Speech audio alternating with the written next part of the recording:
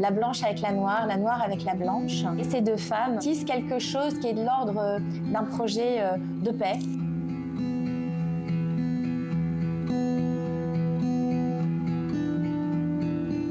Je vous emmène aux Jeux Olympiques de Barcelone en 1992. Cette année-là, deux pays font leur retour dans la compétition après en avoir été écartés pour des raisons politiques.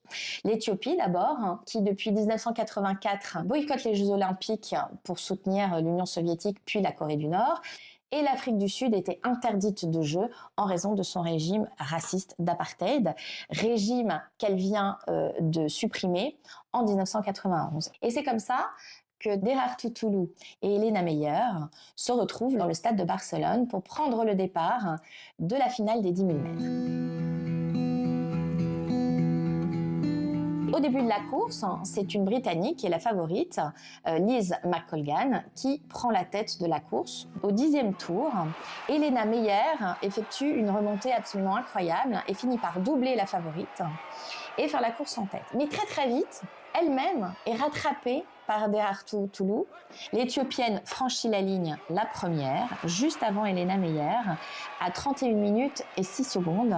Elle arrive de très très peu, mais c'est elle qui gagne. Elle est la première femme noire africaine à amener une médaille d'or à son pays. Les spectateurs acclament la coureuse, mais ils ne savent pas que le spectacle n'a pas encore atteint son acmé. Parce que au moment où elle passe la ligne, Derartu attend Elena Meyer et fait le tour d'honneur avec elle. C'est-à-dire que les deux femmes défilent ensemble et dans une chorégraphie tout à fait improvisée, les deux femmes s'étreignent et s'enroulent ensemble dans le drapeau éthiopien et le drapeau olympique. La blanche avec la noire avec la blanche. C'est un moment très fort, le public sent qu'il se passe quelque chose de très symbolique. Et ces deux femmes tissent quelque chose qui est de l'ordre d'un projet de paix. Elles ont véritablement exprimé ce qu'il y a de meilleur dans le sport et dans l'olympisme. C'est ce qu'ont fait ces deux femmes en défilant.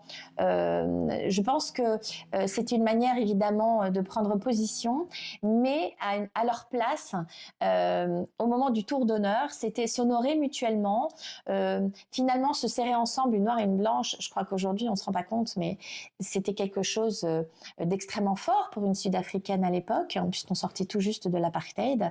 Et pour Derartu Toulou, c'était une manière aussi d'affirmer la présence de l'Afrique et des femmes africaines, ce qui était encore plus fort, dans la compétition. Donc, le fait de participer, le fait de faire ce tour d'honneur de manière aussi proche était en soi un véritable message politique.